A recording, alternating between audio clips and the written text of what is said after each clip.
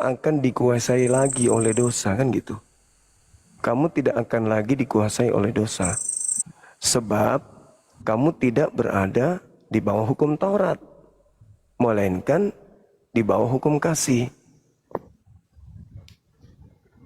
Jadi orang Kristen ini, pengikut Paulus ini tidak lagi akan dikuasai oleh dosa. Karena mereka tidak hidup di bawah hukum Taurat. Sedangkan yang mengatur hidup, jangan ini, jangan itu, jangan ini, jangan itu kan, ya hukum Taurat. Selepas dari itu, Paulus mengatakan kamu bukan hamba Tuhan lagi. Tapi kau adalah anaknya. Sebagai anak Tuhan kan pewaris. Sudah pewaris. Izin Bang Juma, maaf motong. Ini banyak yang komen di bawah. Coba judulnya Bang Juma jadi nggak kelihatan katanya, ketutup. Agak digeser ke atas atau ke bawah? Iya, udah. Baik, thank you. Lanjut Bang Juma. Iya, jadi kalau Paulus mengatakan Kristus telah memerdekakan kita dari kuk penghambaan, artinya kan memang orang-orang Kristen ini nggak lagi hamba Tuhan. Tidak lagi terhitung dosa bila mana mereka melakukan satu tindakan karena memang mereka nggak hidup lagi di bawah hukum Taurat. Itu di Roma 6 nomor berapa itu ya? Nomor 14 ya kalau nggak salah ya. Nomor 14. Ya, jadi Kristen tidak lagi hidup di bawah hukum Taurat. Makanya Paulus mengatakan di data 2-3-nya, sebab upah dosa adalah maut. Tetapi karena Tuhan adalah hidup yang kekal dalam Kristus Yesus, dikatakan di situ sebagai Tuhannya orang Kristen. Itu Ibu. Jadi orang Kristen ini diajar. Silakan. Pengertiannya interpretasi Bang Juma bagaimana itu? Ayat itu menurut Bang Juma atau teman-teman yang lain? Paulus mengatakan Kristen dah hidup lagi di bawah hukum Taurat, gak hidup di bawah hukum Taurat. Sementara aturan-aturan datang mengikat orang Taurat. Kalau sudah tak ada Taurat, ya manusia nggak dihitung berdosa lagi. Karena sudah tidak melakukan Taurat itu. Karena tidak lagi hidup di bawah Taurat itu maksudnya. Begitu Ibu. Tapi Yesus berkata, aku datang bukan untuk membatalkan, melainkan untuk menggenapi. Dan tak satu iota pun. Iya, betul. Kalau yang penggenapan Taurat itu, Yesus terangkan di Matius 5, implementasi dari penggenapannya dari data 21 sampai berapa itu? 48. Itu implementasi daripada penggenapan Taurat di Matius 5 itu. Begitu. Jadi ini Bang Juma, pengertian dalam arti pengertian ketika dikatakan Paulus berkata dengan matinya Kristus maka hukum dengan segala ketentuan hukum Taurat dibatalkan. Hukum Taurat yang mana? Jadi bukan hukum Taurat yang diberikan kepada Musa di Gunung Sinai. Ada 3 macam hukum Taurat, ya kan? Jadi itu kaitannya dengan upah dosa adalah maut. Adam dan Hawa harus menerima konsekuensi kematian. Tetapi apa yang membuat mereka tidak mati? Melainkan mati alami. Ya kan? Jadi yang dikatakan upah dosa adalah maut. Maut mana? Bukan maut mati yang sekarang. Mati yang sekarang itu menurut Kristen tidur sementara. Upah dosa maut permanen Bang Juma. Permanen. Belum ada orang mati permanen. Belum ada menurut Kristen. Oh, udah datang kawanku yang bantu nih, Pak Jospen. Selamat malam Pak Jospen. Yang satu server dengan aku. Selamat malam. Selamat malam. Iya. Kalau satu server nyambung Bang Juma. Siap. Ya, Bang Juma nyambung. Jadi Bang Juma nyambung tapi berseberangan. Iya. Jadi kalau saya melihat Ibu Karyana, ada keanehan di agama Kristen ini. Ini pandangan saya sebagai seorang Muslim. Kenapa? Pada saat di kitabnya orang Yahudi yang kita gunakan juga di Kejadian 3 nomor 15 atau di Kejadian 3 dan seterusnya. Di situ Tuhan mengatakan bahwa aku Tuhan akan mengadakan permusuhan keturunan perempuan ini, Hawa, dan keturunan iblis. Nah, yang kita lihat hari ini adalah bahwa orang-orang Yahudi sang pemilik kitab itu tidak pernah diajarkan kalau keturunan Adam itu diwarisi dosa atau mereka menanggung dosa daripada perempuan ini atau Adam ini, kakek mereka. Tetapi Kristen selalu saja menisbahkan Adam setiap kali berbicara dosa. Kenapa? Saya melihatnya karena memang Tuhan tidak pernah memberikan secara spesifik aturan main untuk orang-orang Kristen. Sehingga orang Kristen karena adanya kekosongan perintah dari Tuhannya Yahudi kepada mereka, maka mereka membuat aturan baru menjadikan Adam ini sebagai kambing hitam. Supaya Yesus mereka itu bisa ada manfaat, yaitu menebus dosa Adam yang menjalar kepada seluruh umat manusia. Ini sesuatu yang timpang. Kenapa? Karena Adam tidak pernah diceritakan di kitab perjanjian lama bahwa beliau mewariskan dosa. Itu adanya hanya di Roma 5 nomor 12. Itu pun ya Paulus, lagi-lagi Paulus yang mengatakan itu, bukan Elohim.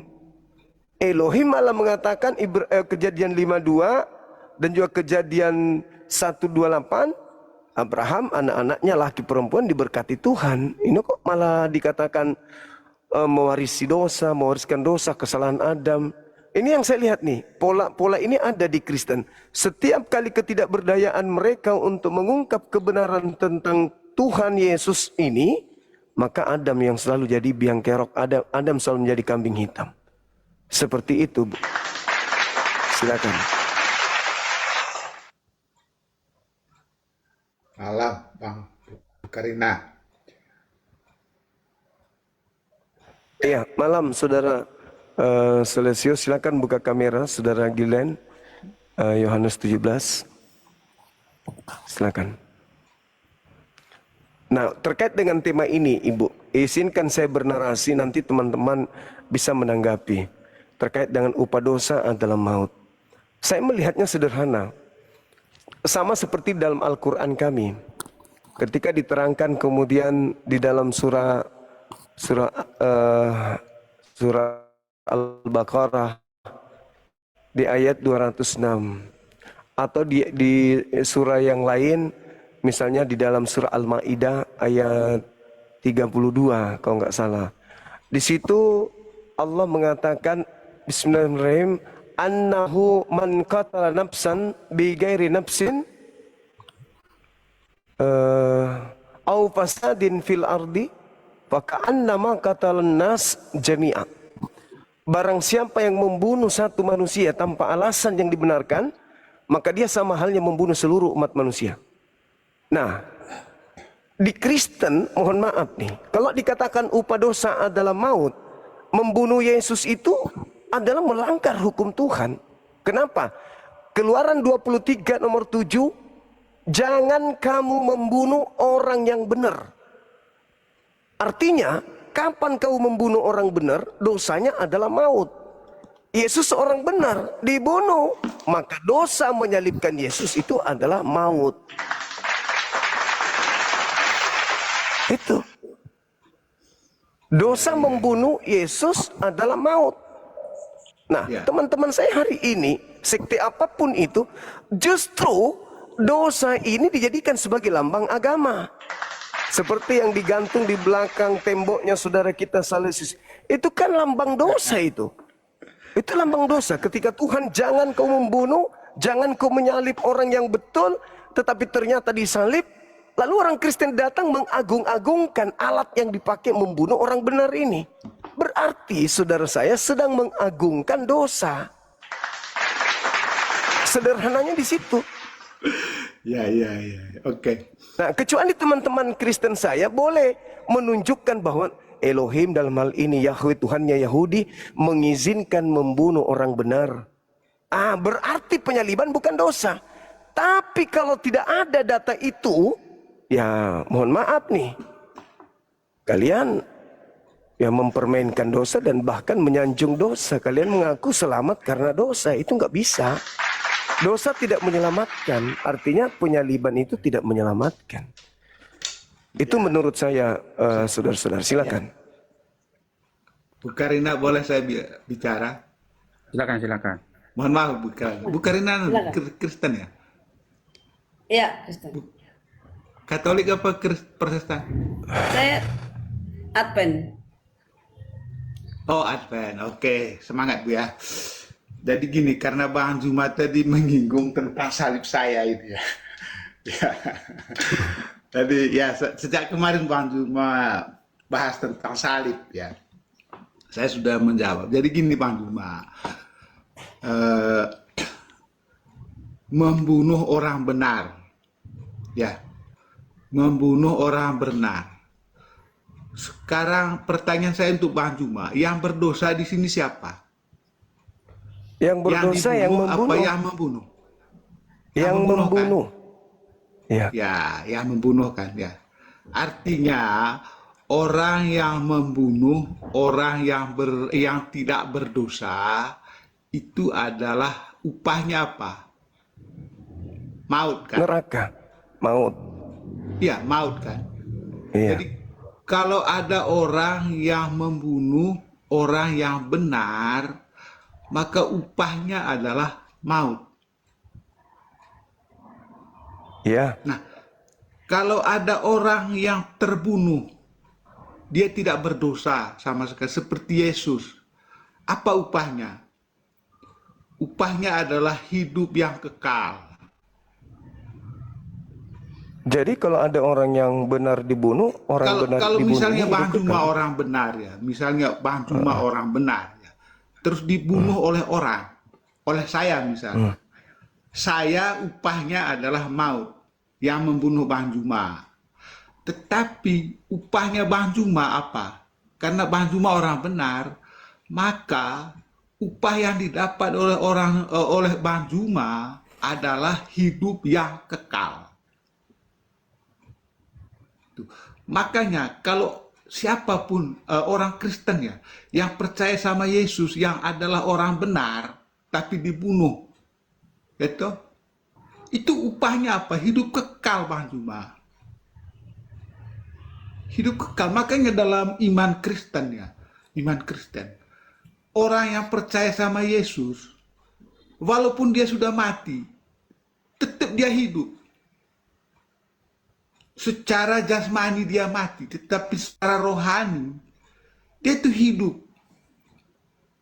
Karena kata Yesus, barang siapa percaya kepadaku, dia akan hidup selama-lamanya walaupun dia mati. Itu kata Yesus loh.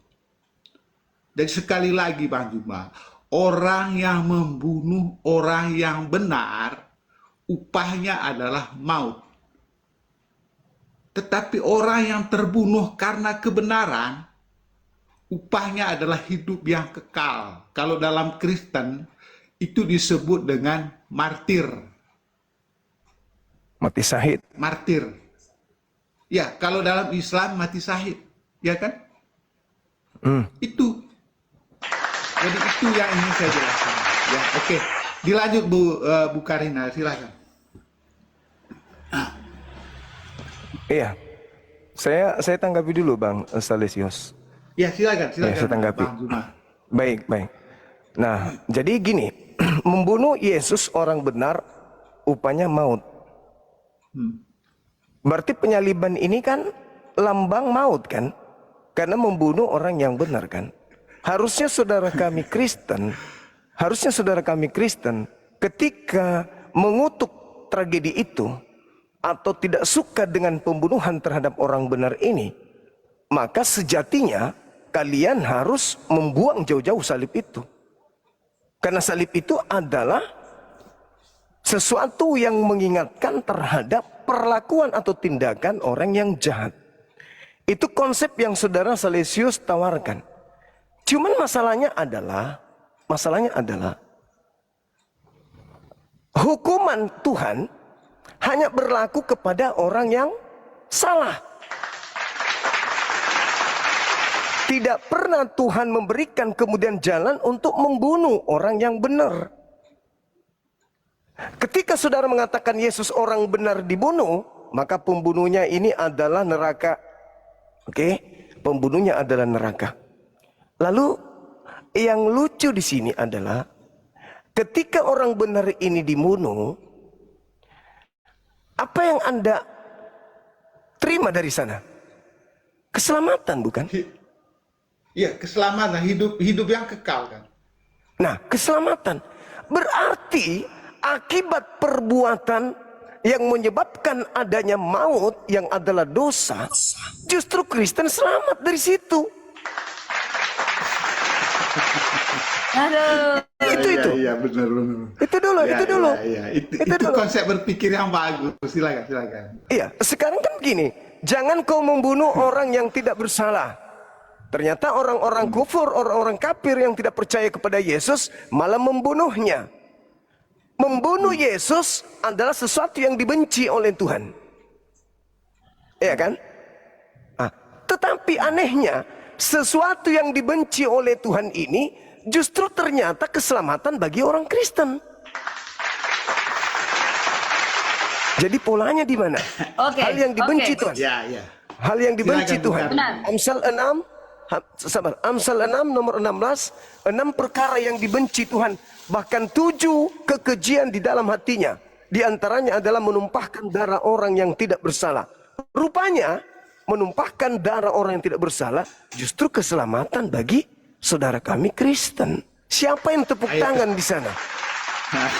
Ayo teman-teman, tiap layar teman-teman, biar Silakan. Bang Baik, Juma. saya dulu ya, habis ini baru sambung yang lain. Ya. Jadi Silakan, begini Bang Juma. Karena Bang Juma, ini kan tadi sebab akibat, ya kan? Jadi Bang Juma menjawab di ujung, tidak tahu pangkalnya. Pangkalnya dulu di mana? Nah, ini di awal ini ya. Kejadian 3:15 tadi Bang Juma baca. Aku akan mengadakan permusuhan antara engkau dengan wanita ini. Siapa engkau itu? Ya kan? Yaitu si iblis. Antara keturunanmu dengan keturunannya, ia akan meremukkan kepalamu dan engkau akan meremukkan tumitnya. Apa artinya itu Bang Juma? Harus tahu dulu apa permasalahan di awal, supaya kita tidak bingung semua. Itu tadi saya mau jelaskan sama Edis tadi, malah diturunkan saya.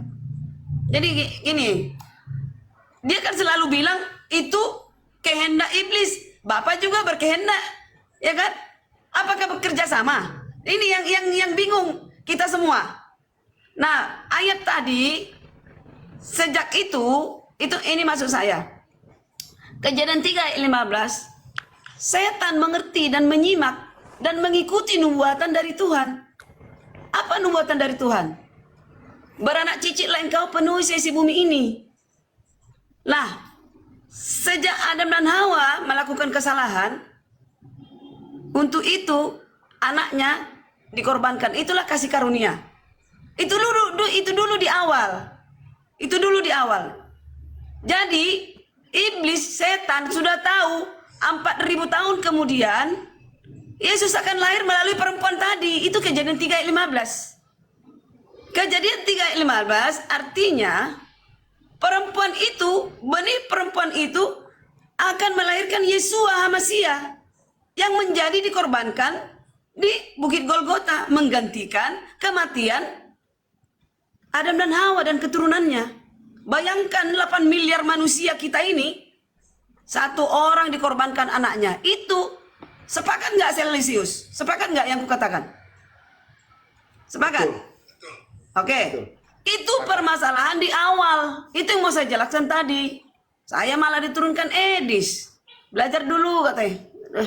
Jadi belum saya jelaskan semuanya. Maksud saya gini, setan sudah tahu bahwa Yesus akan dikorbankan di Bukit Golgota 4.000 tahun kemudian. Nah, setan itu karena mereka sama-sama dari surga, dia ditendang dari surga, ya kan? Dia diusir dari surga. Dia sudah tahu Yesus akan turun untuk itu karena komitmen menebus dosa Adam dan Hawa. Ya kan? Jadi begini Bang Juma, Itu dulu konsep di awal, tahu baru jangan bilang bahwa kematian Yesus keberuntungan buat kita. Itu benar, tapi harus tahu dulu di awal. Nah, penggenapannya itu iblis tahu, manusia tidak tahu. Itu jadi contoh ya, bukan contoh. Pada saat Yesus lahir, itu anak-anak dibumbun semua. Itu rencana iblis untuk membatalkan penyaliban. Kenapa? Lalu malaikat-malaikat bekerja sama untuk menyelamatkan bayi itu. Pergilah ke Mesir. Lalu Maria dan Yusuf membawa istrinya ke Mesir, bersembunyi di tanah kafir supaya tidak dapat, ya kan? Kan itu alami manusiawi kan? Nah, ini pertanda misi Yesus ke bumi ngapain? Misi Yesus ke bumi adalah menggantikan dosa manusia tadi, menggantikan hukumannya dengan matinya. Itu yang dikatakan di Alkitab. Dengan matinya di Galatia ya, Kristus, maka hukum Taurat artinya tuntutan hukum Taurat harus mati dibatalkan. Begitu. Silakan Pak Jospen. Saya tanggapin dulu agak karena sudah kelamaan gini ya. Jadi gini Bu Karyana, ketika Tuhan mengatakan keturunanmu dan keturunannya, nggak ada hubungannya dengan Yesus di situ. Cuman cocokologi dari Kristen, oke, silakan, itu pandangan saudara.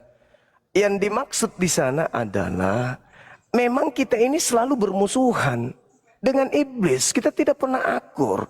Kalau bukan keturunan Adam yang menghancurkan iblis, iblis yang menghancurkan keturunan Adam. Itu udah pasti tuh. Nah, sekarang jadi permasalahan di sini adalah apakah iblis nih yang sedang menghancurkan keturunan Adam dengan penyaliban? Itu poinnya dulu. Kita buktikan, saya buktikan dengan 3 data sederhana. Yang pertama, Yohanes 14 nomor 31. Di situ dikatakan dengan sangat terang bahwa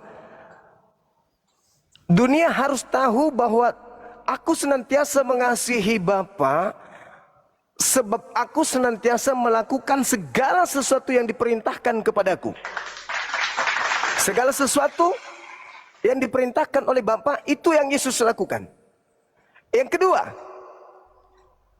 Yohanes 4 nomor 34. Makananku adalah melakukan apa yang diperintahkan oleh Bapa untuk aku kerjakan. Yang ketiga, Yohanes 8 nomor 29. Bapa tidak membiarkan aku seorang diri, sebab aku senantiasa melakukan apa yang berkenan terhadap dirinya. Melakukan apa yang berkenan di hati Bapa, melakukan makanan yang diperintahkan oleh Bapa, melakukan pekerjaan yang disuruhkan Bapa kepadaku. 3 item kekuatan Yesus berlaku pada dirinya untuk melakukan apapun itu karena berlandaskan terhadap apa yang dikehendaki Bapa. Yesus senantiasa membuat Bapa berkenan dalam hatinya. Dia berkenan dalam hati Bapa. Lalu kemudian Yesus melakukan apa yang dikehendaki oleh Bapa. Lalu pekerjaan Yesus adalah makanannya, melakukan apa yang diperintahkan oleh Bapa.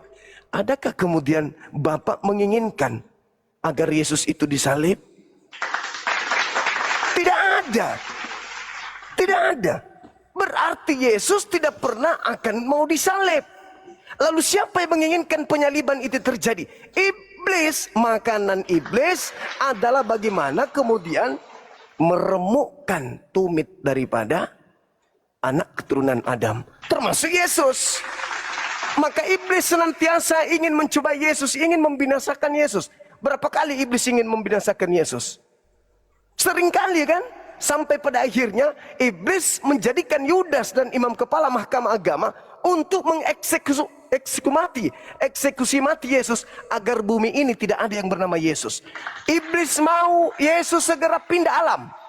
Terserah bagaimanapun caranya. Apakah Tuhannya langsung mengangkatnya atau dia harus melalui kematian. Yang penting di bumi tidak boleh ada Yesus. Supaya apa? Supaya aku iblis bisa memakai namanya dalam menyesatkan manusia banyak orang. Benar. Ya, benar. Nah, itu dia. Benar. Nah, sekarang ketika penyaliban itu adalah hal yang dibenci oleh Tuhan. Tetapi itu terjadi kemudian. Siapa yang merasa menang ketika salib itu berhasil? Siapa yang menang di sana? Siapa yang tepuk tangan di sana? Iblis. Iblis tepuk tangan ketika penyaliban itu terjadi. Nah, Tidak. sekarang Salah. sabar dulu, Salah. sabar. Tepuk tangan untuk iblis karena berhasil kemudian melakukan penyaliban. Tidak. Nah, lah kan dia menginginkan Iblis lah yang penyaliban. paling kecewa ketika penyaliban berhasil. Loh, Karena justru dia mau itu menggagalkan misinya. penyaliban. Jadi gini Bang Justru- Juma. Bang Juma, penyiksaan, ejekan, cambuk, fitnah disemburkan iblis kepada Yesus supaya Yesus gagal menghadapi cobaan itu. Oke? Gitu. Semua hinaan, cambuk segala macam itu diciptakan iblis kepada Yesus supaya gagal dalam penyaliban. Namun sempurna adanya, makanya Bang Juma mengatakan itu keberuntungan bagi kami. Kebaga kita, termasuk Bang Juma. Buat kita semua sebenarnya.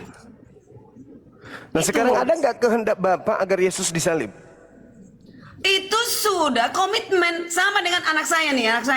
Dia harus masuk ke penjara karena melakukan kesalahan. Saya menginginkan itu enggak? Saya tidak menginginkan anak saya di penjara, tapi supaya efek jerah akibat dari kesalahan Adam dan Hawa, saya mengorbankan anak saya. Itu kata Iya, Bapak di sorga. mana? Di mana Bapak menghendaki Bang Juma, Yesus disalib? kalau anak saya di penjara karena melakukan kesalahan, apakah itu keinginan saya? Apakah Enggak, Bapak berkeinginan? apa kesalahan Yesus gitu loh? Loh, dialah pencipta langit dan bumi. Lah, kesalahan Yesus ini sebagai pencipta apa? Ini Aku mengutus anakku, kata Bapa di sorga, untuk menebus manusia dari dosa. Di Manusia yang mana itu ditebus bukan dosanya dalilnya? ya. Di mana dalilnya? Darahku untuknya, kata Yesus. Di mana dalilnya? Ada ini. Aku Silakan. datang untuk itu, aku datang. Silakan. Di mana dalilnya? Di mana dalilnya Yesus diutus untuk nebus dosa itu, di mana dalilnya? Bukan nebus dosa, nebus manusia dari dosa. Iya, di mana dalilnya? Yesus Saya datang cari ya. menebus. Saya cari. Ya. Tadi sudah saya bacakan 3 komponen kekuatan Yesus itu. Yang pertama, makanannya Ini. adalah Ini Bang silakan. Juma, Matius 26 ayat 28. Sebab inilah silakan. darahku, darah perjanjian yang ditumpahkan bagi banyak orang untuk pengampunan dosa. Baca Matius 26 ayat 28. Iya, Inilah itu ya. darahku, darah perjanjian yang ditumpahkan bagi banyak orang dan pengampunan dosa. Tuh, Darah yang dimaksud Yesus itu apa di situ? darahku untuknya, kata Yesus. Iya, Boleh ditambah apa yang yang lain? dimaksud dengan darah apa yang dimaksud Yesus di situ? Ya itu tadi, upah dosa Adam dan Hawa, anaknya dikaruniakan untuk itu. Inilah anak yang berkenan. Anda menyambungkan ke sana, itu nggak ada hubungannya, Bu Karyana. Nggak ada hubungannya dengan apa yang disampaikan oleh Yesus di sana. Itu hanya ujian kepada siapa nanti di sana yang siapa nanti di antaranya yang akan mengkhianati Yesus. Oke. Itu. Oke, Karena bukan darah saya yang nambah dimaksud. dikit ya. Iya, silakan. Saya nambah dikit ya. Jadi gini, penekanan Bang Juma ini kan Yesus disalib itu adalah karunia bagi orang Kristen, kan begitu ya Bang Juma ya. Karena Yesus disalib maka penyaliban itu adalah hadiah dari iblis. ya, Bukan hadiah dari menurut Bapak. Bang Juma. Oke. Ya, sekarang Jadi kemarin coba saya tunjukin sudah di mana dalilnya Bapak mengatakan salib Yesus supaya dosa kalian ditebus, itu di mana ya, dalilnya? memang tidak. Gini, saya gini Bang Juma. Pertama gini dulu. Pertanyaannya begini pertama, mengapa Yesus harus disalib? Itu pertanyaan paling awal. Mengapa Saya jawab Yesus itu harus boleh? disalib? Saya jawab mengapa? boleh? Mengapa? Supaya misi penyelamatan gagal. Supaya misi penyelamatan tak gagal. Ya. Oh tidak, Artinya, supaya gagal dong. Jangan dibalik. iya, Inilah anakku yang kukasihi, kepadanya aku berkenan. Lalu dikatakan Yohanes 3 nomor 6, barang siapa yang percaya kepada anakku tidak binasa, melainkan memperoleh hidup yang kekal. ya. Nah, ketika Yesus datang, iblis tidak mau kalau orang percaya kepada Yesus, maka dia harus menyalib. Jadi penyaliban itu terjadi supaya keselamatan terhapus di bumi ini. Yang ada hanya penghukuman terhadap dunia, yaitu penyesakan terhadap dunia.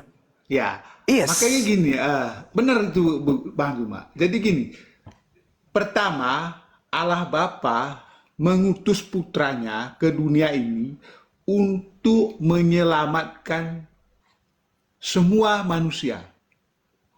Dengan cara, Itu pertama ya. dengan cara, Dia diutus ke dunia ini untuk menyelamatkan seluruh umat manusia. dengan cara Satu. apa? Yang kedua, dengar dulu, Dengan yang cara apa, kedua, Bang? loh, dengan cara harus taat pada dia kan? Ya, dengan cara percaya kepada dia. Iya, dengan cara taat dan percaya pada dia. Itu Nah, satu sekarang ya. Yang kalau satu, dia sabar, diutus untuk sabar dulu, Bang. Enggak, saya Sabar. lanjutkan dulu, lanjut. 2 detik Bang Juma, 2 detik ya.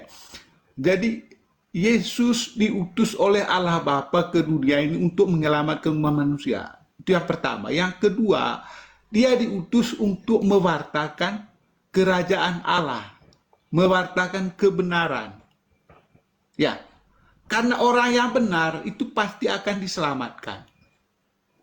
Makanya dia datang ke dunia ini untuk menyelamatkan dan membawa berita tentang kerajaan sorga, berita kebaikan.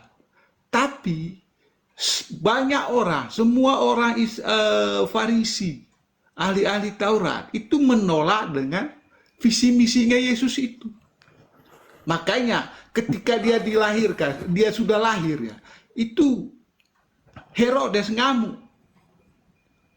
Karena apa? Orang-orang Majus datang menyembah dia pada saat dia sudah lahir kan. Orang-orang Majus itu datang menyembah dia. Dan orang-orang Majus itu kan tanya begini, di manakah tempat raja yang baru lahir? Itu orang Majus tanya loh kepada orang-orang Yerusalem pada waktu itu. Didengarlah oleh Herodes. Akhirnya dia berusaha untuk membinasakan Yesus itu. Ya sama. Ketika dia lahir. Sama. Nah, Sama karena ketika apa? dia dewasa. Dengar dulu. Karena apa? Menurut Herodes tidak ada raja lagi selain dia. Ya, iya betul itu. Gitu. Makanya dia ingin dihentikan. Iya, makanya dia berusaha untuk melenyapkan Membunuh. Yesus itu. Membunuh, Celesius, ya kan? boleh saya tanggapi? Celesius, memang masuk akal Herodes menginginkan supaya tidak ada saingan dia sebagai raja. Itu, tapi maksud iblis membisikkan itu kepada Herodes adalah untuk mengagalkan penyalipan. Membunuh Yesus. Begitu. Nah, ini salah satu bukti ya. Salah satu bukti bahwa penyalipan itu adalah nubuatan dan itu adalah yang dinubuatkan oleh Bapa di surga. Ini Yohanes 18 ayat 10. Ini pertanda bahwa Yesus berkata kepada Petrus bagaimana ini? Lalu Simon Petrus yang membawa pedang menghunus pedang itu, menetekkannya kepada hamba imam besar dan memutuskan telinga kanannya. Ini emosian ini Petrus ini, sama kayak Bang Juma nih. Ya kan? Terus nama hamba itu namanya Malkus. Lalu Yesus mengatakan demikian, sarungkan pedangmu Petrus. Bukankah aku harus minum cawan yang diberikan Bapa? Cawan yang diberikan Bapa yaitu menjalani penyalipan dengan sempurna. Nah, di situ di Matius 16 ayat 23 dikatakan, Yesus berkata kepada Petrus, nyala engkau iblis. Apakah Petrus jadi iblis? Bukan. Iblis, Yesus berbicara kepada iblis yang membisikkan kepada Petrus. Karena iblis menginginkan Yesus ya tidak menjalani dengan sempurna penyalipan itu. Saudaraku. Oke, saya Jadi tanggapi. gini Bu Kiarlena, saya nambah sebelum Bang Juma ya, saya nambah ya. Bentar, izin Bang Salesius, bentar Bang. tolong jangan rebutan, kasih kesempatan Bang Zuma dong. Silakan aku. Silakan. Iya, makasih. Jadi jadi Coba gini, nanti Bu. saya ya. Oke. Ya, jadi gini. Iblis yang menginginkan penyaliban terhadap Yesus. Bapak tidak. Itu dulu. Tidak ada Bapak Elohim menginginkan kematian terhadap Yesus, itu enggak ada. Jadi kenapa Kan dia tadi itu Yohanes 18 ayat 11? Bukankah aku harus minum cawan yang diberikan Bapakku? Bapak, sekiranya engkau jauhkanlah Ibu cawan ini Karyana. daripadaku. Ibu Karyana, Itu cawan itu adalah penyalipan. lah, Ibu Karyana. Jangan nyangkut dulu kita gantian. Hai doktrin, Aduh. kalau sudah Ini kamu doktrin yang Katolik berbicara. kok nggak ngerti juga. Bu, jangan. Jadi gini. Biarkan dulu Pak Juma. Saya Baru bicara nanti- dulu, Ibu. Saya bicara dulu. Kan perintahnya sudah sangat jelas. Ini kan cuma asumsi Anda saja sebagai seorang Kristiani. Dan saya berdasarkan dalil. Tuhan mengatakan jangan membunuh orang yang benar. Bukan Loh, akibat, gimana tapi sih? akibat dosa adalah mau. Ya kan? Iya, itu tak ada hubungannya. Itu tak ada hubungannya. Itu berbicara mengenai Taurat. Paulus justru menghilangkan Taurat supaya orang Kristen tidak lagi berdosa. Kenapa?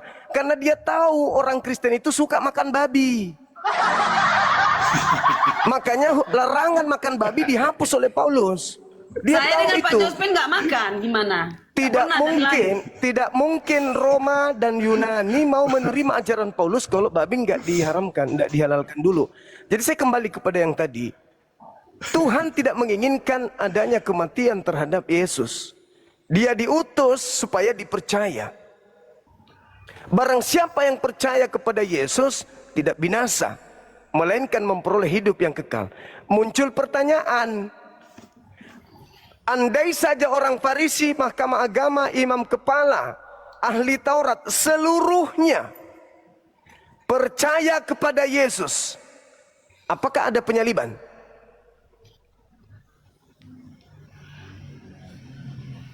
Ulangi Bang Juma. Sekiranya orang Farisi, mahkamah agama, imam kepala, ahli Taurat percaya kepada Yesus, apakah ada penyaliban? Akan ada yang lain. Siapa yang mau menyalibkan Yesus? Contoh, Judas. Dia punya free will untuk menolak itu. Akan ada yang lain. Pertanyaannya, sekiranya semua orang percaya kepada Yesus, semua orang percaya, apakah ada penyaliban? Oh, syukurlah sama dengan Ninive. Ninive bertobat, tidak dilenyapkan Tuhan. Nah, sekarang ada nggak penyaliban kalau sekiranya semua orang percaya pada Yesus pada saat itu? Tidak mungkin karena iblis pembisik kepada Bang Juma, Bang sama Karyana. Nah, berarti tidak ada kan penyaliban itu sekiranya seluruh orang percaya kepada Yesus? Alhamdulillah. Nah, sekarang kalau tidak ada penyaliban, pertanyaan saya, apakah seluruh orang yang percaya kepada Yesus tanpa penyaliban ini memperoleh hidup kekal?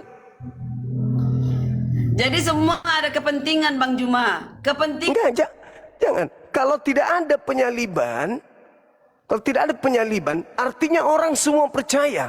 Ketika semua orang percaya, berdasarkan Yohanes 3:16, barang siapa yang percaya tidak binasa melainkan memperoleh hidup yang kekal. Pertanyaan saya, andai saja seluruh orang Yahudi, orang Farisi, ahli Taurat percaya kepada Yesus, apakah mereka semua memperoleh hidup kekal?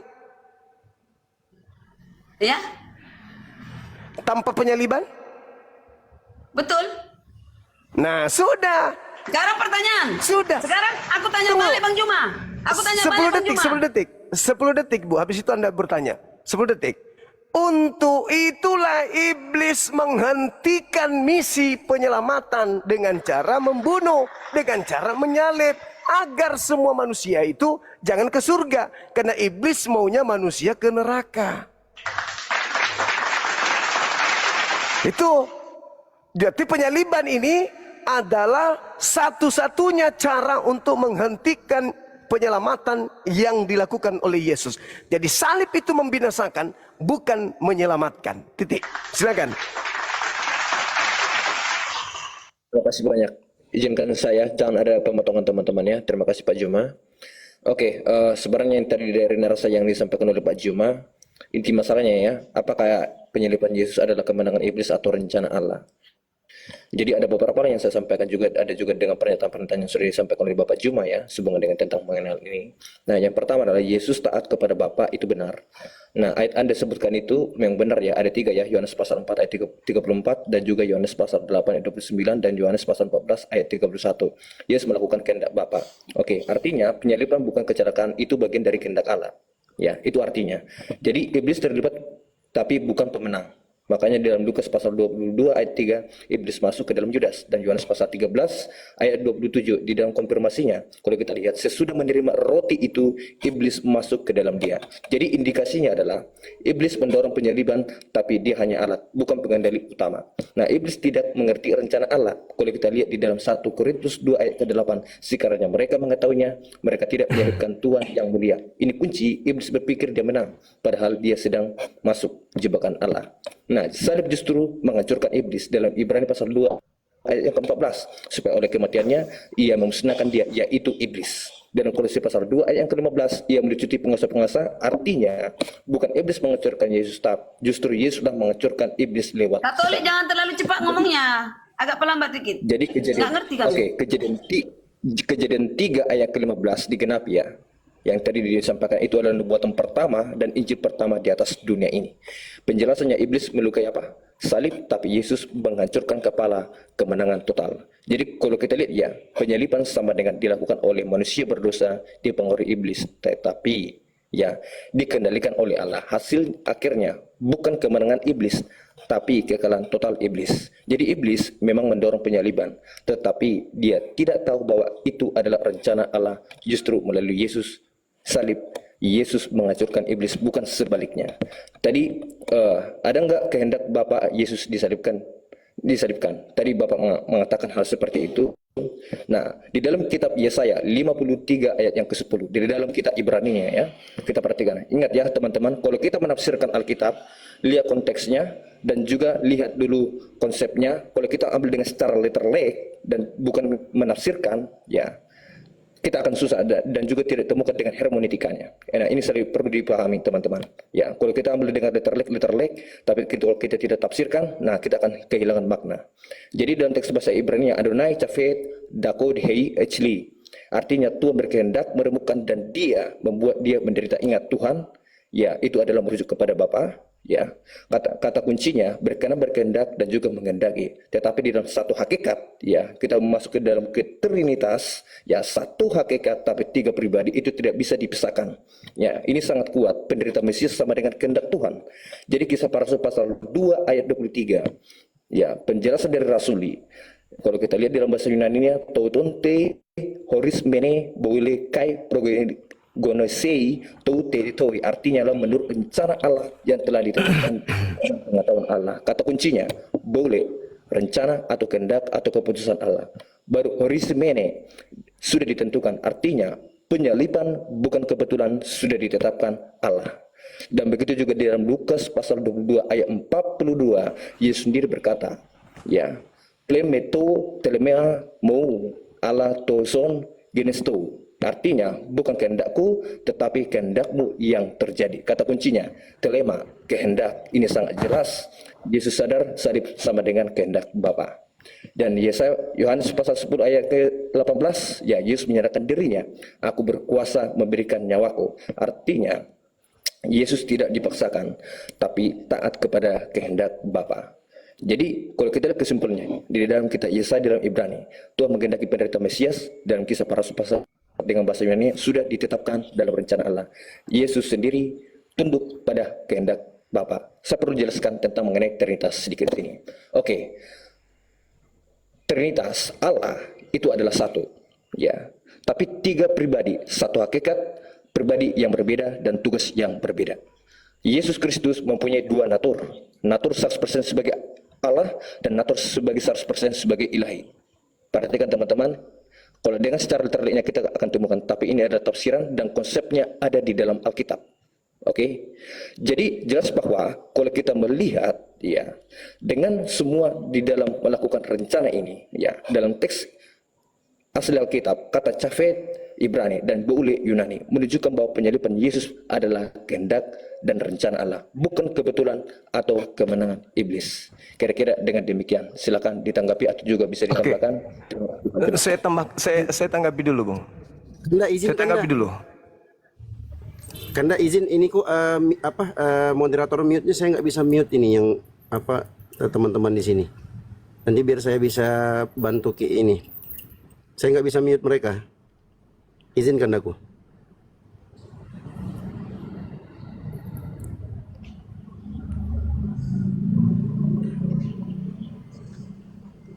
Gimana caranya ya? Sudah Kanda. Gimana? Lanjutkan aku.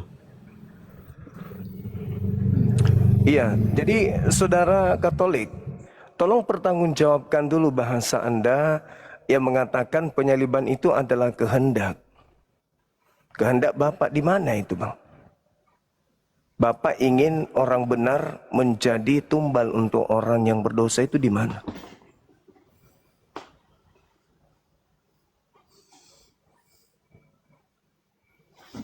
Mungkin Bang Juma ya, boleh saya nambah ya, Bang Katolik ya. Jadi Kita tunggu dalilnya dulu, dalil dari beliau dulu. Karena itu khotbah gereja itu yang dia bawa. Silakan, kehendak Elohim mana?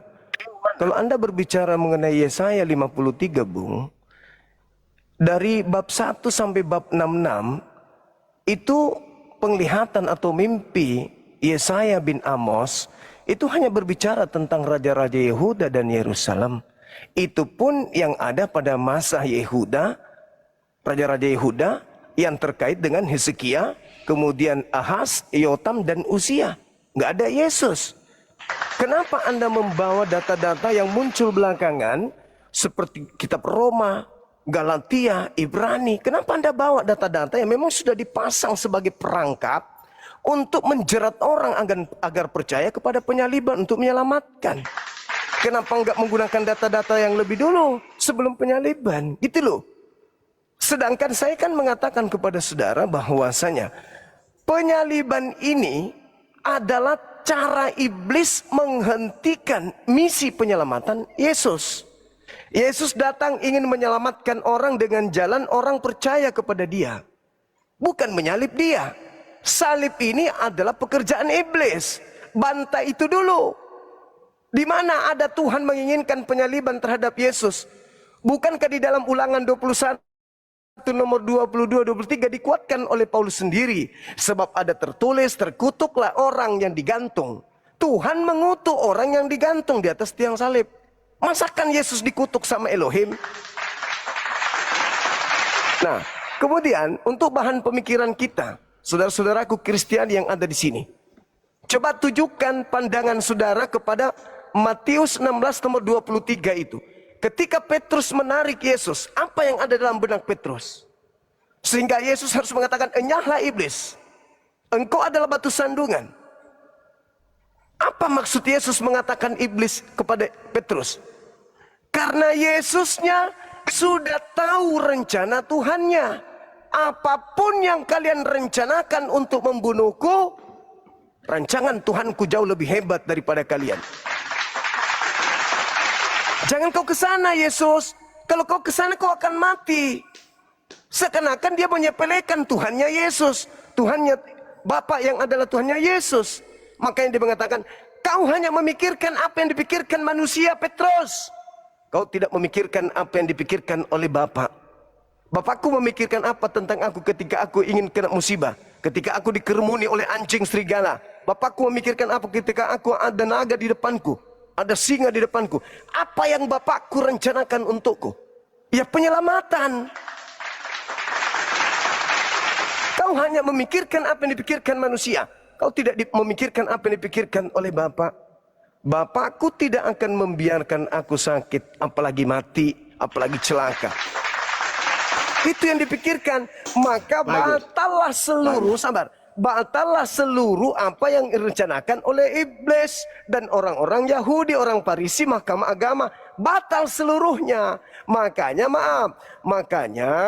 karena mereka ingkar terhadap Yesus, Tuhan marah sama dia. Maka Tuhan mengatakan, maka Petrus mengatakan apa? Seluruh orang Israel harus tahu bahwa Yesus yang kau salibkan itu telah dijadikan menjadi Tuhan dan Kristus. Untuk siapa Tuhan baru ini? Tuhan yang baru dilantik ini? Untuk mereka yang menyalib Yesus. Jadi Yesus itu Oke, Bang memang Juma. Tuhan. Saya nambah, Bang. Tuhan untuk Ya, orang saya- yang membenci Yesus dan pengikut-pengikutnya seperti kalian. Gitu, silakan. Oke. Jadi saya mau menambah Bang Katolik ya. Bang Katolik ini tadi ya.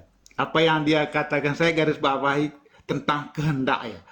Kehendak Allah Bapa dan kehendak iblis. Ada dua kehendak di situ. Dua kehendak inilah yang saling bertentangan. Ya. Kehendak Allah Bapa apa? Itu yang kita harus tahu. Apa kehendak Allah Bapa? Kehendak Allah Bapa itu adalah menyelamatkan. Maka apa yang disampaikan Bang Juma menurut saya benar. Karena kehendak Bapa itu adalah mau menyelamatkan orang-orang atau semua manusia yang ada di bumi ini. Itu kehendak Bapa. Kehendak iblis apa? Kehendak iblis agar semua orang di dunia ini menyembah iblis. Itu kehendaknya. Makanya mereka berusaha untuk membinasakan Yesus. Nah, apakah kehendak iblis ini tidak diketahui oleh Bapa? Jelas dia ketahui. Dia maha besar, dia maha mengetahui. Ya. Jadi kehendak iblis diketahui oleh Bapa. Nah, ingat, kehendak Bapa adalah menyelamatkan.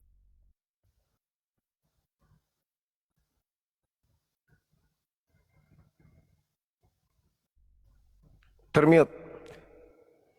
Nah, termute ya, oke. Kehendak Allah Bapa ingat, menyelamatkan. Dia tahu, pekerjaan menyelamatkan itu bukanlah hal yang mudah. Dia tahu pasti ada banyak tantangan, rintangan, bahkan mengorbankan. Allah Bapa sudah tahu itu. Bahwa anaknya yang dia utus itu akan menghadapi banyak tantangan, banyak rintangan. Makanya sejak dia lahir aja dia sudah di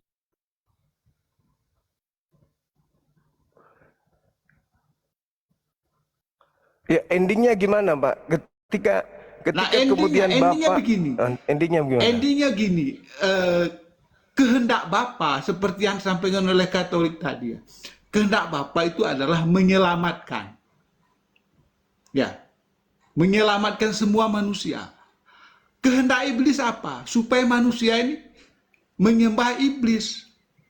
Makanya dia mau membinasakan Yesus itu.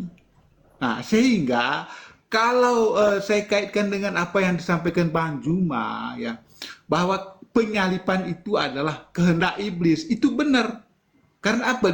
Mereka mau membinasakan Yesus. Ketika Yesus binasa, maka seluruh pengikutnya akan menyembah iblis. Ya kan? Tetapi ingat, di balik itu semua Allah Bapa tahu. Dan supaya Yesus tidak boleh mundur daripada kenyataan ini. Tidak boleh mundur. Dia harus taat. Makanya penyalipan itu adalah bentuk ketaatan Yesus terhadap memperjuangkan kebenaran. Ya, itu ketaatan dia. Seandainya Yesus mundur dari kenyataan yang dia terima, itu kehendak Allah Bapa gak akan tercapai. Mau menyelamatkan itu. Artinya, tidak boleh mundur apapun yang terjadi demi orang banyak. Ya, demi menyelamatkan orang banyak, apapun yang terjadi, Anda harus maju. Makanya disalib pun dia tidak takut. Begitu Bang Juma. Jadi disalib pun dia tidak takut. Karena apa? Demi menyelamatkan semua manusia. Iya, sudah diulang 3 kali. Oke. Abangku. Jadi gini, tolong didengarkan teman-teman yang ada di sini. Ketika Anda sudah mengatakan betul, iblis yang menginginkan kematian terhadap Yesus, betul, Bapak tidak merencanakan kematian itu dan seterusnya dan seterusnya. Tetapi Bapak tidak ingin Yesus mundur. Apa yang Anda ingin jual di situ? Anda ingin mengatakan Yesus benar-benar disalib, Yesus benar-benar mati dan bangkit pada hari ketiga untuk menyelamatkan orang. Itu adalah kesesatan berpikir. Yang benar adalah Bang, tenang dulu. Yang benar adalah membunuh Yesus upahnya adalah maut. Maka ketika orang-orang ini ngotot ingin membunuh Yesus, imam kepala, orang yang dipercaya Tuhan sebagai pemimpin agama, mahkamah agama, orang yang dipercaya Tuhan, perwakilan Tuhan, perpanjangan tangan Tuhan. Orang Farisi adalah ahli tafsir dalam kitab Tanak. Mereka orang-orang yang harusnya dipercaya, tapi ternyata mereka semuanya munafik. Tak ada harapan Yesus untuk bertahan. Siapa lagi yang mau mempertahankan Yesus? Murid-muridnya tidak bisa. Murid-muridnya bukan tokoh sentral. Murid-muridnya hanyalah pengikut. Mereka adalah masyarakat biasa. Dan tidak bisa diharapkan. Mereka bukan penghafal Injil. Mereka bukan kemudian pelaku Injil secara totalitas. Mereka malah dianiaya, terzolimi, dipenjara, ditangkap, bahkan dibunuh murid-murid ini. Tidak ada harapan kekuatan ajaran Yesus sebagai tongkat estafet. Maka satu-satunya jalan adalah bagi Tuhan menghukum. Yesus diselamatkan, hukum seluruh Bani Israel. Maka Petrus berkhotbah, seluruh Israel harus tahu bahwa Yesus yang kau salibkan itu telah dijadikan menjadi Tuhan. Telah dibuat menjadi Tuhan. Untuk siapa? Untuk orang-orang jahat. Maka yang disalib ini bukan Yesus. Yang disalib ini adalah salah satu di antara mereka pelaku makar ini. Maka pelaku makar inilah yang menjadi Tuhan bagi mereka pelaku makar itu sendiri. Apa yang terjadi? Orang-orang jahat memiliki Tuhan baru bernama Yesus. Orang-orang jahat ini kemudian menyebar ke seluruh dunia, mencari pengikut. Terjeratlah kalian, menyembahlah kalian kepada oknum yang mati di sini, yang dijadikan sebagai Tuhan. Coba Anda lihat bagaimana Petrus berkhotbah. Apa yang dikatakan kemudian kepada mereka? Seluruh Israel harus tahu dengan pasti bahwa Elohim telah membuat Yesus yang kau, yang kalian, yang kamu, kau salibkan itu menjadi Tuhan. Berarti bagi angkatan jahat, korban salib adalah Tuhan bagi mereka. Ada enggak kebenaran bagi mereka ketika mereka menyembah oknum yang mati dengan jalan kutuk ini di hadapan Tuhan? Yang enggak ada. Pertama, yang mereka lakukan adalah dosa besar.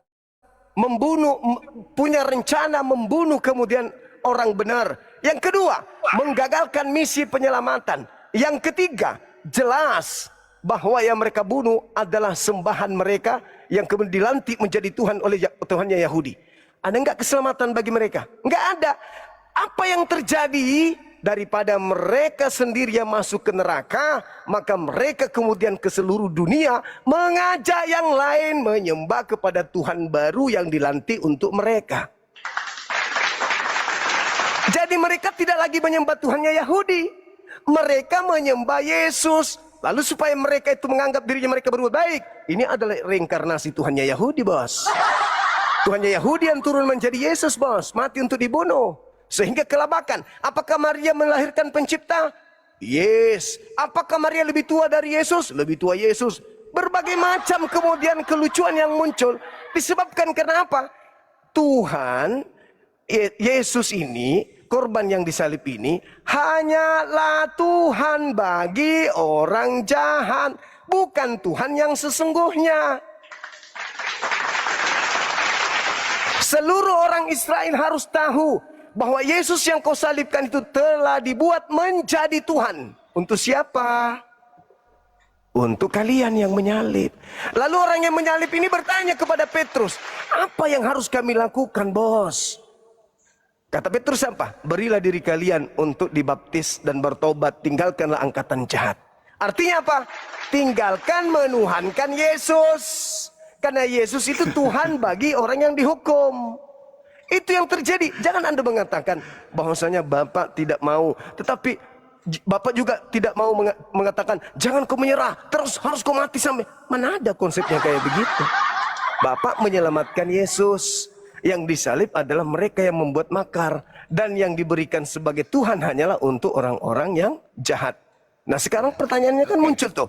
Siapa yang mengajarkan menyembah kepada korban yang mati di atas tiang salib? Elohim? Tidak. Yesus? Tidak. Lalu siapa? Ya, orang yang makar.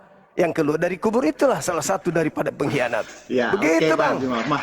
Silakan. Mantap Bang Juma. Jadi gini, saya ingin mau menambah sebelum Bu Karina ya. Gini, Sebelum ya. tadi ayat yang Bang Juma Saya. mengatakan bahwa Yesus memang harus disalibkan untuk menjadi Tuhan. Kan begitu Bang Juma mengatakan. Yes. Yesus disalibkan untuk menjadi Tuhan. Gini Bang Juma, konteks ayat itu adalah Yesus memang harus disalibkan untuk apa? Menjadi Tuhan. Tuhan di sini kan Bang Juma belum paham kan tuh. Menjadi Tuhan ini apa? Jadi Bang Juma harus tahu dulu makna kata Tuhan dalam ayat itu apa. Yesus disalibkan supaya menjadi Tuhan kan. Untuk menjadi Tuhan. Itu artinya Yesus disalibkan untuk menjadi penguasa. Ya. Itu maksud ayat itu. Jadi ayat itu memang dia harus disalibkan untuk menjadi penguasa. Penguasa langit dan bumi. Itu maksud daripada ayat itu. Ya. Dia memang harus disalibkan untuk menjadi Tuhan. Menjadi penguasa bagi seluruh dari surga dan bumi. Itu maksud daripada ayat itu Bang Juma. Ya. Jadi sekali lagi, makna kata Tuhan di situ, kita lihat konteksnya. Konteksnya apa? Karena kata Tuhan itu bisa disematkan kepada siapa saja bisa. Karena itu adalah sebuah gelar. Ya, itu sebuah gelar. Jadi dia disalibkan memang untuk menjadi Tuhan, menjadi penguasa maksudnya. Jadi dialah yang berkuasa atas hidup kita ini. Yang di surga dan di bumi. Maupun yang di dalam bumi. Itu maksudnya. Ya. Jadi sekali lagi Bang Juma, penyalipan itu adalah tadi kan Bang Juma mengatakan orang yang membunuh orang yang tidak bersalah itu adalah upahnya apa? Maut kan. Tetapi orang yang terbunuh karena kebenaran, memperjuangkan berita kerajaan Allah, dia akan memperoleh hidup yang kekal. Makanya dia pada hari ketiga dia bangkit dari antara orang mati. Untuk apa? Ya, cukup Pak. Lanjut Kandaku, ditanggapi dulu Kanda. Silakan Kandaku. Ya boleh Pandangan tambahan Pak sedikit. Salutius. Boleh tambahan sedikit. Selesius. Sebentar Ibu. Boleh tambahan Sebentar sedikit. Bu, nanti terputus Bu narasinya. Silakan Kanda ditanggapi dulu nanti Ibu Karyana. Silakan Kanda. Makasih. Sabar Bu. Jadi saudara, ketika tadi mengatakan bahwasanya dia untuk menjadi Tuhan, semakin aneh gitu. Semakin aneh kalau dia Tuhan kok menjadi Tuhan supaya dia berkuasa. Yang tadinya tidak berkuasa supaya dia berkuasa. Itu aneh. Itu semua adalah perangkap-perangkap yang dijadikan kemudian untuk orang-orang digiring menuhankan kepada Tuhan yang dibuat Tuhan ini. Tuhan yang tadinya bukan Tuhan dibuat menjadi Tuhan oleh Tuhannya Yahudi. Makanya dikatakan apa? Upah dosa adalah maut. Itu betul. Apa maksudnya? Orang yang menuhankan yang bukan Tuhan, ya neraka. Makanya step by step, pengajaran daripada orang-orang yang jahat ini, pelan-pelan menggiring manusia. Pertama, mereka mengatakan, kalian bukan lagi hamba Tuhan. Kalian adalah anak-anak Tuhan. Jangan lagi mau diperhamba. Kalian sudah bebas dari aturan-aturan, dari hukum-hukum. Gak boleh lagi ada yang mengatur kau tentang makanan, tentang minuman, dan seterusnya. Itu orang digiring pelan-pelan menuju kepada maut. Semua diajarkan bahwa Yesus mati untuk dosa kita. Satu, Yesus datang untuk nebus dosa kita. Semuanya diajarkan seperti itu. Padahal endingnya adalah kemarahan Tuhan. Tuhan marah atas tindakan mereka yang berupaya menghentikan misi penyelamatan yang dilakukan oleh Yesus. Maka Yesus diangkat, mereka dihukum. Dengan cara apa dihukum? Ya sudahlah, kau mau kali Yesus ini mati. Nah sekarang kugantikan dengan orang lain. Sembahlah itu karena kau nggak mau menyembah aku. Aku utus Yesus agar kau percaya, malah kau bunuh. Sekarang udah, makanlah itu upahmu. Sembahlah, kau jadikan dia menjadi Tuhanmu.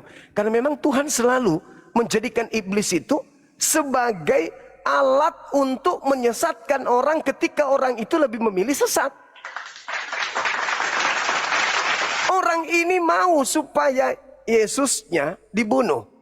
Artinya mereka ingin menghentikan misi penyelamatan. Mereka berupaya apapun itu mereka lakukan untuk membunuh Yesus. Endingnya yang mereka bunuh penggantinya. Jadi saudara, ketika upah dosa adalah maut, penyaliban terhadap Yesus itu maut. Salib itu maut.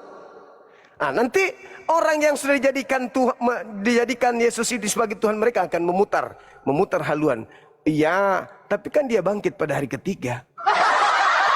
Justru kebangkitan inilah yang dijual oleh para penyesat untuk menjerat orang dengan tipu daya bahwa dengan percaya Yesus mati di salib, bangkit pada hari ketiga, kalian punya dosa sudah ditebus. Itu yang dijual. Padahal dasarnya sangat jelas, ini hanyalah manusia yang menggantikan Yesus yang dilantik menjadi Tuhan bagi mereka angkatan jahat. Makanya Yesus mengatakan apa?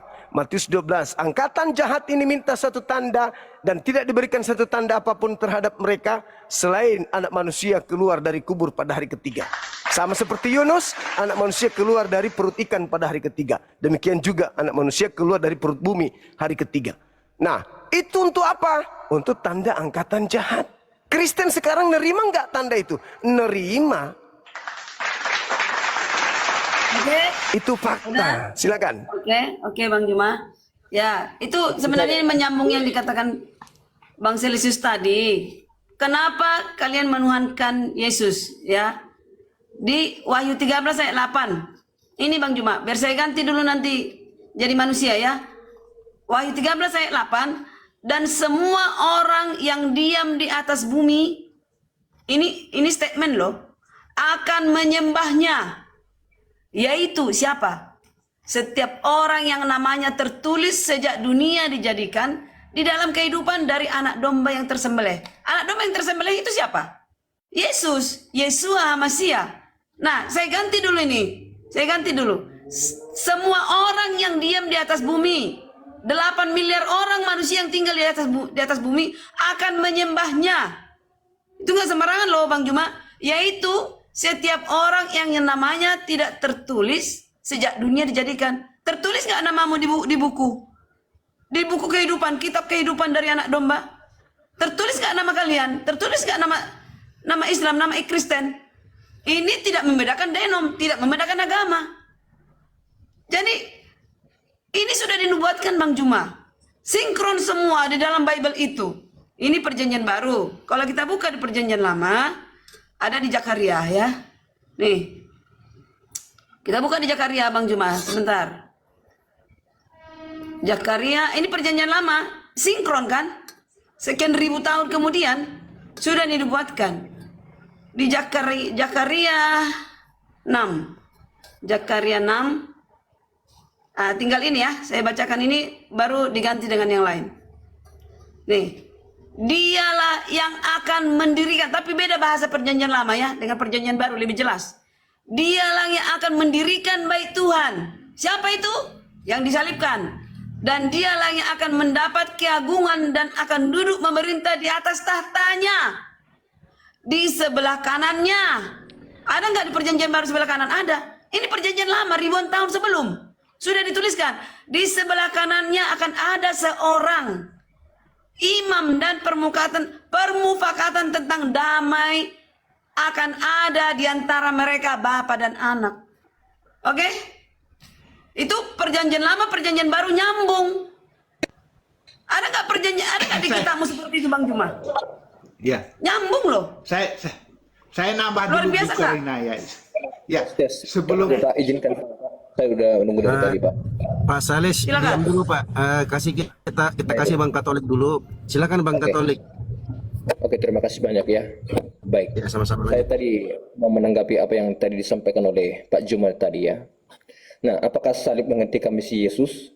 Ya, kalau kita lihat di dalam Yohanes pasal 19 ayat yang ke-30, dalam bahasa Yunani adalah tetelestai. Sudah selesai. Kata tetelestai itu sama dengan selesai, sempurna atau tuntas. Artinya, salib bukan kegagalan. Kuatkan tapi suaramu Katolik, kuatkan dan pelankan. penyelesaian misi. Kuatkan dan Udah. pelankan. Penyelesaian misi, udah kencang. Apakah Allah mengendaki salib? Di dalam Yesaya 53 ayat yang ke-10. Ya, kalau kita lihat di dalam Yahweh Cafet Dako, itu Tuhan berkehendak mengizinkan dia diremukkan. Artinya di dalam konteks ini berbicara dengan nubuat sebelum zaman Yesus datang menjelma sebagai manusia. Bukan tulisan belakangan. Tadi ada statement yang mengatakan seperti itu. Soal terkutuk yang digantung dalam Ulangan 21 ayat 23 dalam teks bahasa Ibraninya, Kilalat Elohim Talui, terkutuk oleh Allah orang yang digantung. Ini benar. Tetapi perhatikan penjelasan perjanjian baru di dalam Galatia 3 ayat yang ke-13, ya, ia menjadi kutuk bagi kita. Artinya Yesus bukan dikutuk karena dosanya, ya, jangan salah mengartikan. Dia menanggung kutuk manusia. Ini konsep penggantian. Makanya tadi diambil dari Matius 16 ayat 23, Yesus disebut Petrus iblis, ya kan? Ini adalah iblis. Kenapa? Karena Petrus menolak salib. Artinya menolak salib sama dengan cara berpikir manusia, bukan rencana Allah. Justru salib sudah direncanakan Allah di dalam Kisah Para Rasul pasal 2 ayat yang ke-23. Menurut rencana yang telah ditetapkan Allah. Sementara Yesaya 53 ayat yang ke-5, dia tertikam oleh karena pemberontakan kita. Ini dari perjanjian lama, bukan tambahan belakangan. Dan itu konsepnya menjelaskan tentang nubuatan yang akan terjadi di zaman Yesus ketika dia menjelma sebagai manusia. Apakah Allah menyelamatkan Yesus dari penderitaan? Benar, Allah menyelamatkan Yesus bukan dari salib, tetapi melalui kebangkitan. Ya, dalam Kisah pasal 2 ayat yang ke-24, Allah membangkitkan dia. Ini kunci. Salib sama dengan jalan, kebangkitan sama dengan kemenangan. Jadi perlu diteruskan cara untuk membaca Alkitab. Jangan potong ayat tanpa konteksnya. Ya, tadi dilihat dari ayat-ayat yang sudah dijelaskan harus dibaca bersama. Perjanjian lama plus perjanjian baru itu satu kesatuan, dan ada berbicara tentang nubuatan dan ada berbicara tentang mengenai penggenapan, dan juga tidak bisa dipisahkan. Dan lihat maksud keseluruhan, bukan satu ayat. Tema besar Alkitab, penyelamat melalui pengorbanan, ya kan? Jadi salib bukan pekerjaan iblis yang menghentikan misi. Salib adalah sudah dibuatkan, dikehendaki, diizinkan Allah, diselesaikan oleh Yesus, dikonfirmasi lewat kebangkitan. Jika salib adalah kemenangan iblis, maka Yesus gagal. Tapi Yesus berkata tetelestai, sudah selesai. Artinya salib adalah keberhasilan rencana Allah, bukan kegagalan. Ya, perlu lihat. Bung, dari tadi Anda kelihatan intelektual bicara tapi kosong gitu loh. Tolong tunjukkan kepada saya di mana kehendak Bapak agar Yesus itu dibunuh, itu di mana kehendaknya, yang saya tanya dari tadi loh itu. Anda cuma buka di Google, habis itu Anda baca biar terlihat intelektual, tapi bagi saya itu ampas. Tunjukkan kepada saya di sini. Kan saya sudah bantah Anda tadi kan. Yesaya 1 nomor 1, Yesaya 1 sampai Yesaya 66 itu nubuatan penglihatan Yesaya bin Amos untuk raja-raja Israel dan Yehuda. 4 masa di situ yang diceritakan. Tidak ada masa Yesus. Jadi jangan lebay dengan mengutip lagi Yesaya 53 itu sudah gagal tadi. Sekarang begini, untuk saudara Katolik, untuk menjadi perhatian saudara. Tolong Anda bantah saya dengan data saya. Keluaran 23 nomor 7 nomor 8. Bantah saya dengan data itu. Ketika Tuhan mengatakan jangan kau berdusta, jangan kau hambur-hamburkan bohong. Saksi palsu. Orang benar enggak boleh kau bunuh. Orang yang tidak bersalah tidak boleh kau bunuh. Sebab aku Tuhan tidak akan membenarkan orang yang bersalah. Ini Yesus yang mengutip data itu. Di mana Yesus mengutip itu? Lukas 24:44. Aku memang harus pergi meninggalkan dunia sesuai dengan apa yang tertulis tentang aku di dalam kitab Taurat. Sekarang Anda tunjukkan kepada saya data yang membantah itu, karena Taurat ini adalah penggambaran menurut Yesus untuk dirinya. Tunjukkan di Taurat di mana Tuhan menginginkan kematian terhadap orang benar demi untuk menyelamatkan orang yang bersalah, untuk membantah ucapannya sendiri di Keluaran 23. Jangan kau membunuh orang yang benar, jangan kau bunuh orang yang tidak bersalah, sebab aku Tuhan tidak akan membenarkan orang yang bersalah. Orang Kristen ini kan orang-orang bersalah. Yesus orang benar. Yesus orang benar dibunuh untuk memenangkan orang yang bersalah. Itu dalilnya dari Elohim mana? Jadi kalau Anda mengatakan jangan comot, Anda yang harus sadar itu.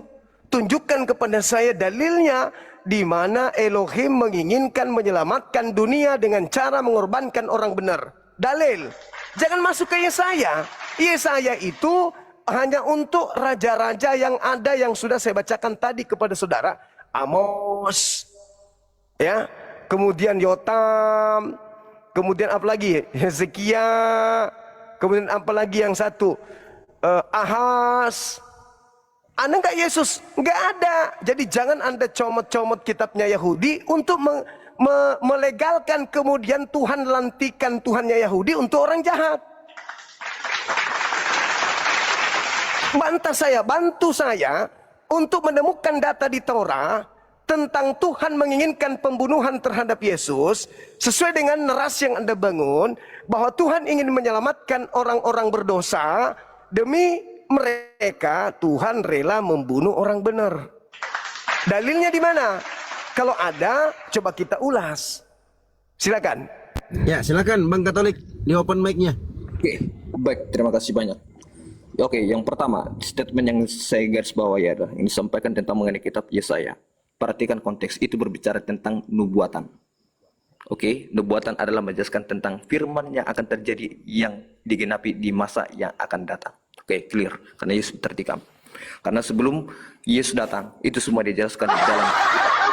Oke? Izin Bang Katolik, saya tengahi dulu. Tolong dijawab permintaan atau pertanyaan Bang Zuma tadi, datangkan data bantahannya. Jadi jangan, ini bukan sidang skripsi Bang ya. Abang silahkan ditanggapi dulu pertanyaan Bang Zuma tadi. Data bantahannya, silahkan Abang.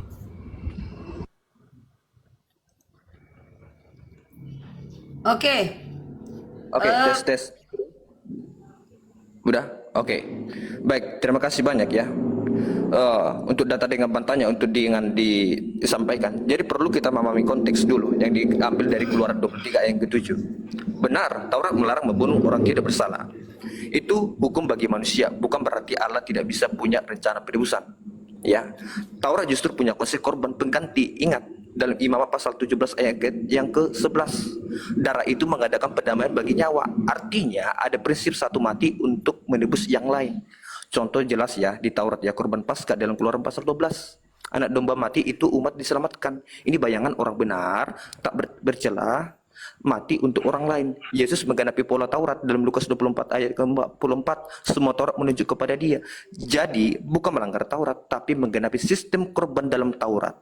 Jadi perhatikan, Taurat memang melarang membunuh orang benar, tapi Taurat juga mengajarkan korban pengganti seperti anak domba Paskah yang adalah lambang penebusan. Yesus tidak melanggar Taurat tapi menggenapinya. Jadi saudara jemaah, saya hanya perlu sampaikan, jangan sampai kita terjebak untuk menafsirkan Alkitab ketika kita membaca. Minta tuntunan. Anda yang mentafsirkan kitabnya Yahudi, Bung. Saya minta dalil di mana Tuhan menginginkan kematian terhadap orang benar. Ingat, di dalam Imamat 18 nomor 21 dan juga nomor 25, Tuhan mengatakan jangan kau membunuh manusia, jangan kau persembahkan kepada dewa Molok. Orang Yahudi dia ajarkan, katakan kepada orang Yahudi, apabila mereka ingin melakukan penebusan dosa, hendaklah mereka mempersembahkan binatang ternak, kambing, lembu, sapi, domba. Mana manusianya? Orang benarnya mana? Justru saya yang berkata kepada saudara, kalau Anda bicara kitab, Anda harus memahami apa yang diterangkan oleh kitabnya orang Yahudi. Tidak boleh membunuh orang yang benar. Malah dikatakan apa kepada kita, kepada dalil itu? Jelas kok. Di data nomor 1-nya, nomor 2-nya, kalau Anda ingin berbicara konteks, Anda harus baca dari nomor 1 sampai seterusnya, satu perikop. Apa yang dikatakan di sana? Janganlah engkau menyebarkan kabar bohong. Anda sekarang ini menyebarkan kabar bohong. Anda semua nih. Orang diselamatkan karena Adam punya dosa, maka Yesus menyelamatkan. Bohong itu nggak ada dalilnya, nggak ada dasarnya dalam kitabnya orang Yahudi. Janganlah engkau membantu orang yang bersalah. Sabar. Jangan kau membantu orang yang bersalah dan menjadi saksi yang tidak benar. Anda sekarang sudah menjadi saksi-saksi yang bohong nih sekarang nih. Menjadi saksi yang tidak benar. Jangan engkau turut-turut. Kebanyakan orang yang mengerjakan kejahatan dalam memberitakan kesaksian mengenai suatu perkara. Janganlah engkau turut-turut. Kebanyakan orang membelokkan hukum. Tadinya dilarang membunuh, Anda belokkan. Tadinya darah hewan, Anda belokkan darah manusia. Segala macam Anda akan lakukan. Kenapa? Karena Anda menutupi kebohongan seakan-akan itu ada sebuah kebenaran. Dan Anda menutup kebenaran dengan memberikan sebuah kebohongan. Data nomor 7-nya dikatakan begini. Harus kau jauhkan dirimu dari perkara dusta. Harus. Jangan malah terlibat. Orang yang tidak bersalah dan orang yang benar tidak boleh kau bunuh. Sebab aku tidak akan membenarkan orang yang bersalah. Nomor 8-nya coba dibaca dengan cermat. Upah jangan kamu terima. Sebab suap membuat buta mata orang-orang yang melihat. Dan memutarbalikkan perkara orang-orang yang benar. Orang benar perkaranya jangan kau bunuh. Kamu putar. Orang benar boleh kau bunuh. Gimana ceritanya agama seperti itu? Itu bang. Jadi kalau Anda membawa data-data itu, tolong. Kan Yesus mengatakan harus digenapi semua yang tertulis tentang aku di Taurat. Nah ini, orang benar ini tidak boleh kau bunuh. Nah sekarang, kalau Anda membantah dalil saya, Bung, tolong tunjukkan dalilnya di mana Tuhannya Yahudi menginginkan menyelamatkan orang-orang Roma, orang-orang Yunani, orang-orang Belanda, Inggris, Portugis, orang Indonesia, dengan menjadikan anak yang dikasihinya sebagai tumbal untuk orang-orang berdosa tersebut. Silakan Anda tunjukkan dalil. Silakan. Di Yohanes 3 ayat 16 Bang Jumat. Percaya kepada Yesus, kan tadi sudah dibahas itu Ibu. Yohanes 3 ayat 16. Iya, begitu besar kasih karunia Tuhan akan dunia ini sehingga ia menganugerahkan anaknya yang tunggal. Barang siapa yang percaya, bukan barang siapa yang menyalib.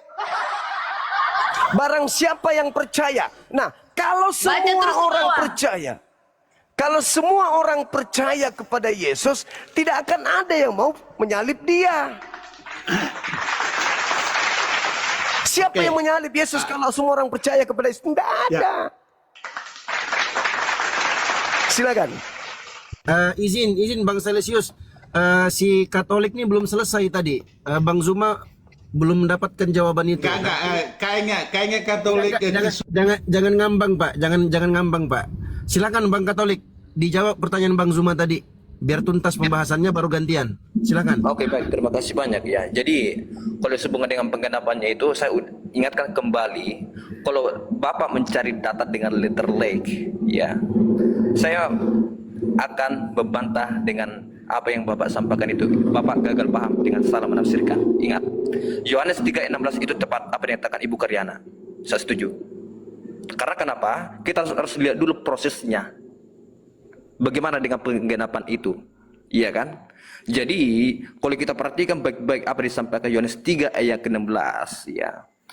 Ya, Houtos gar egapesen, hoteoston kosmon, artinya karena begitu besar kasih Allah akan dunia ini sehingga ia telah mengaruniakan anaknya. Makna penggenapannya kata kuncinya adalah edoken. Itu memberikan atau menyerahkan. Artinya Allah memberikan Yesus termasuk sampai kepada kematiannya. Hubungan dengan salib dalam Yohanes 3 ayat 14, anak harus ditinggikan sama dengan disalibkan.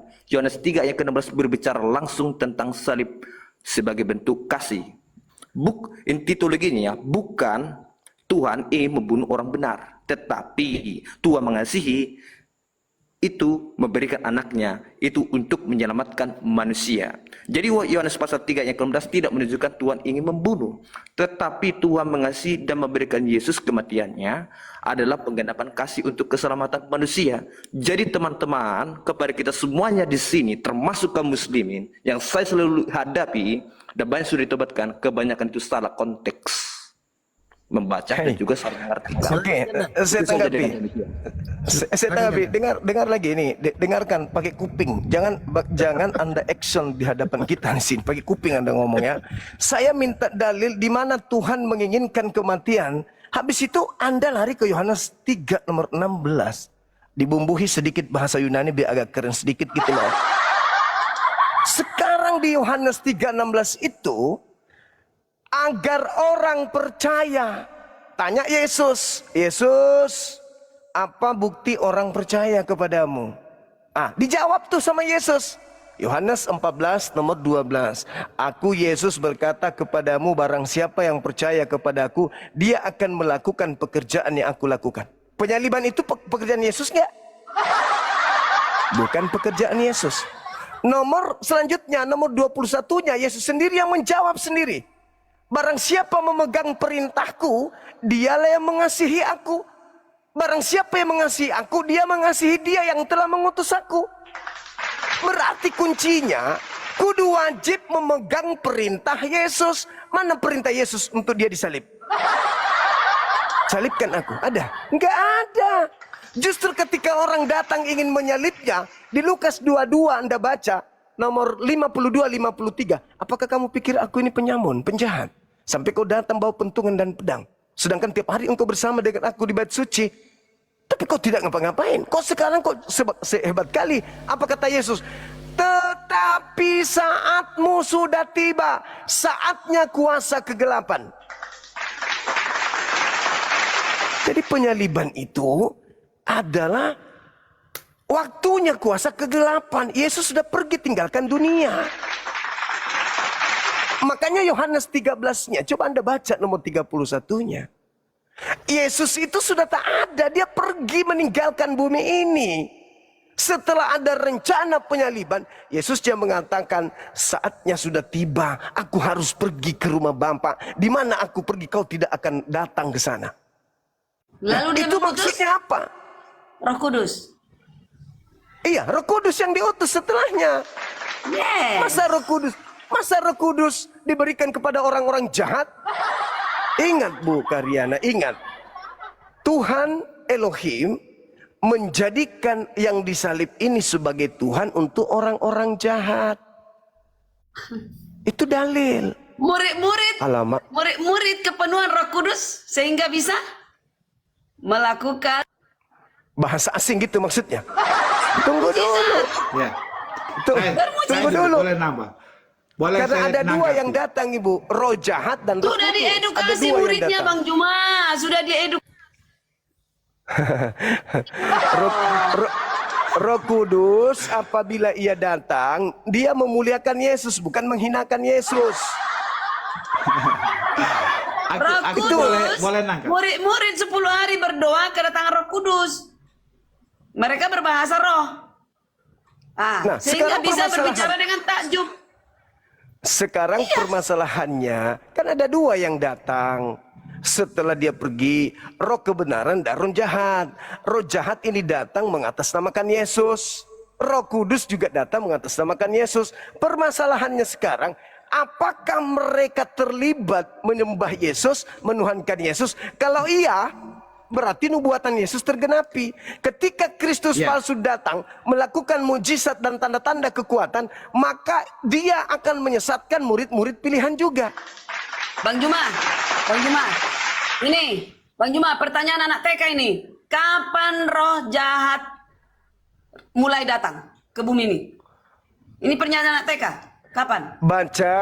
Baca Yohanes 12:31. Sekarang dunia dihakimi, sekarang juga penguasa dunia akan dilemparkan keluar. Kapan? Ya, sejak kapan? Tadi Bang Juma bilang dua datang. Bukan dua datang. Sejak rencana. sejak rencana penyaliban itu terjadi. Kuasa kegelapan, penguasa dunia datang. Oke. Penguasa Pertanyaan dunia anak TK siapa? loh. Iya, Bu Karina, Karina. saya Penguasa nangkap dunia begini. itu siapa? Iya. Bang Juma. Makanya Bang ketika Juma dia gini. keluar dari tanah, apa katanya? Keluar dari kubur. Kepadaku telah diberi kuasa, baik di langit maupun di bumi. Ya, iblis. gini. Bang Juma.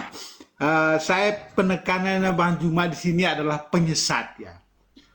Jadi saya dari tadi itu sepertinya Bang Juma mau mengarahkan bahwa orang Kristen itu mengikuti penyesat kan begitu ya. Benar, gini, Bang Juma. valid. Jangan ragu tentang itu. Ya, sekarang kita bahas tentang penyesat ya. Siapakah penyesat itu? Ya, siapakah penyesat itu? Kita bahas tentang penyesat ya. Kita baca di 2 Yohanes 1 ayat 7. Ya, kita baca Bang Juma. 2 Yohanes Silakan. 2 Yohanes 1 ayat 7 Bang Juma ya. Saya baca ya. Dia yang pergi ke sebentar ya. seluruh dunia. Nah, Silakan.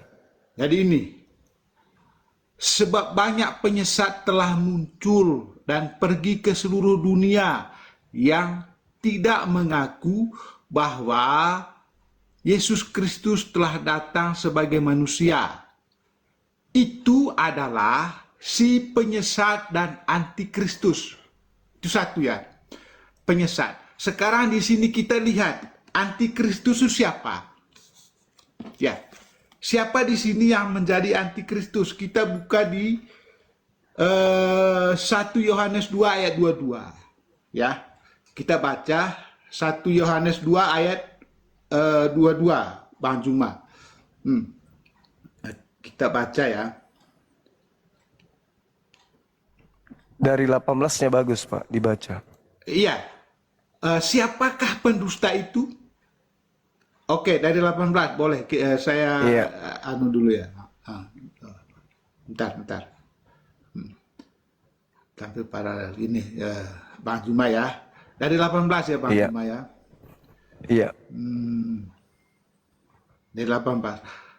Anak-anakku, waktu ini adalah waktu yang terakhir. Dan seperti yang telah kamu dengar, seorang antikristus akan datang. Sekarang telah bangkit banyak antikristus. Itulah tandanya bahwa waktu ini benar-benar adalah waktu yang terakhir. 19. Memang mereka berasal dari antara kita, tetapi mereka tidak sungguh-sungguh termasuk pada kita. Sebab jika mereka sungguh-sungguh termasuk pada kita, niscaya mereka tetap bersama-sama dengan kita.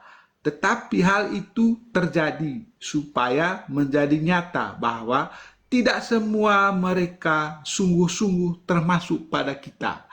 Ya, contohnya Yudas ya itu. Terus saya langsung di ayat 22-nya aja Bang Juma, biar nggak terlalu lama. Siapakah pendusta itu? Bukankah dia yang menyangkal bahwa Yesus adalah Kristus? Dia itu adalah antikristus, yaitu dia yang menyangkal baik Bapa maupun Anak. Itulah penyesat itu Bang Juma. Jadi penyesat itu adalah orang yang tidak percaya kepada Yesus. Siapa Yang orang menyalib tidak Yesus? percaya pada Yesus? Yang menyalib Siapa? Yesus? Yang menyalib Yesus? Dengar dulu, ini pendustanya contoh. Ayat ini sangat jelas ya, bahwa penyesat itu adalah orang yang anti terhadap Yesus. Yang Dan menyalib Yesus yang anti enggak? dengar dulu, dan yang menyalib Yesus adalah orang yang anti. Betul nggak? Betul. Apa yang dihadiahkan antikristus kepada Anda? Itu yang digantung di belakang Anda tuh. Tapi Bang Juma kan sudah paham ya? Bang Juma sudah paham siapakah penyesat itu. Iya. Iya, makanya Tuhan melantik Yesus artinya, kepada penyesat sebagai siapa Tuhan. penyesat itu dan siapa antikristus itu kan sudah tahu kan? Iya. Penyesat Jadi itu orang yang menolak, menyalib ya. Yesus. Di ayat 22 Orang yang menolak ini, Bang Yesus. Jumaya. Yang menyalib Siapakah- Yesus. dengar dulu. Siapakah pendusta itu? Bukankah dia yang menyangkal bahwa Yesus adalah Kristus? Dia itu Iya. adalah antikristus, yaitu dia yang menyangkal baik Bapa maupun Anak. Oke, Itulah sekarang pendusta. Oke, sekarang kita sudah buktikan yang menyalip inilah pendusta itu. Sekarang saya mau tanya kepada saudara, mohon izin teman-teman yang lain. Kristus itu apa, Bang? Kristus kan orang yang diurapi. Orang yang diurapi. Saya tanya kepada saudara, Anda di gereja menyembah orang atau bukan? Ke gereja menyembah Tuhan saya, Bang Juma. Antikristus. Berarti Anda tidak menerima Yesus sebagai orang. Ini salah. Pemahaman bagi manusia selalu terbalik. Saya ulang lagi. Antikristus, dengar, Anda yang membaca data 22. Siapakah antikristus itu? Bukankah dia yang menyangkal bahwa Yesus adalah Kristus? Saya tanya, Kristus adalah? Orang yang diurapi. Nah, di gereja Anda menyembah Tapi orang atau menyangkal bukan? kan toh? Orang Iya, menyangkal. bukan orang, Anda, saudara yang saya tanya. Di gereja apakah Dengar Anda dulu. menyembah orang? Yesus itu kan orang yang diurapi. Tetapi Yes. orang menyangkal. Saya tidak tanya orang. Tidak terima. Dengar, Saya dengar. tidak tanya orang. Orang, Saya tidak tanya orang. Saya tanya Anda. Saya tanya Anda. Dengar dulu. Orang itu yang tidak terima bahwa Yesus itu adalah orang yang diurapi. Iya, itulah yang menyalibkan. Artinya Nah, dia menyangkal itu. Itu namanya menyangkal memang. Karena itulah mereka oleh Tuhan pencipta langit dan bumi menjadikan Yesus sebagai Tuhan bagi mereka. Antikristus Salah. menjadi. Jadi gini. Saya buktikan, makanya dijawab, Bang. Apakah Anda menyembah manusia? Jangan ke situ dulu. Jangan ke situ dulu, Bang. Loh, kok jangan ke situ Jadi, dulu? Apakah Anda menyembah manusia? konsepnya Tidak. gini. Apakah Anda menyembah Kristus? Iya. Anda menolak Konsepnya gini dulu, Bang Juna. Anda antikristus. Sebelum itu, antikristus itu adalah orang yang menolak bahwa Yesus itu adalah orang yang diurapi. Itu maksudnya. Yes. Iya. Iya. Selesai itu. Anda menolak adalah orang yang diurapi. Loh, kami nggak menolak. Nah, berarti Anda menyembah orang. Loh, dengar dulu. Ya, katanya Bang Juma tadi Kristus itu adalah orang yang diurapi. Sekarang pertanyaan saya, Yesus apakah itu- Anda menyembah dengar orang? dulu. Yesus itu adalah orang yang diurapi. Diurapi. Oh, ya, dengar. Sekarang saya orang tanya, yang diurapi. Tetapi banyak Ada orang tetapinya. yang tidak menerima bahwa Yesus saya adalah tidak orang peduli yang diurapi. itu. Sekarang saya tanya, Begitu. yang Anda sembah di gereja Jadi, orang atau kalau bukan? Anda mengatakan kami ini Jangan menyangkal Anda itu sembunyi. Jangan Anda sembunyi dari kelemahan saudara. Inilah Mikana takut sama aku karena aku buktikan dia itu antikristus Bukan, waktu itu. bukan. Sekarang Anda Karena menyembah Bang- orang atau tidak? Izin Anda Pak menyembah orang Salesius. enggak? Tolong Pak Salesius dijawab pertanyaannya, Pak Salesius. Iya, kami kan menyembah Yesus toh. Nah, Anda menyembah Yesus orang kan? yang diurapi. Berarti Anda penyembah orang. Yesus, iya. Anda dengar. penyembah manusia. Menyembah Yesus yang diurapi. Oke, berarti Anda penyembah manusia. Loh, kami kan menyembah Yesus loh. Menyembah Berarti Yesus Anda yang menyembah diurapi. manusia. Iya, menyembah manusia kan?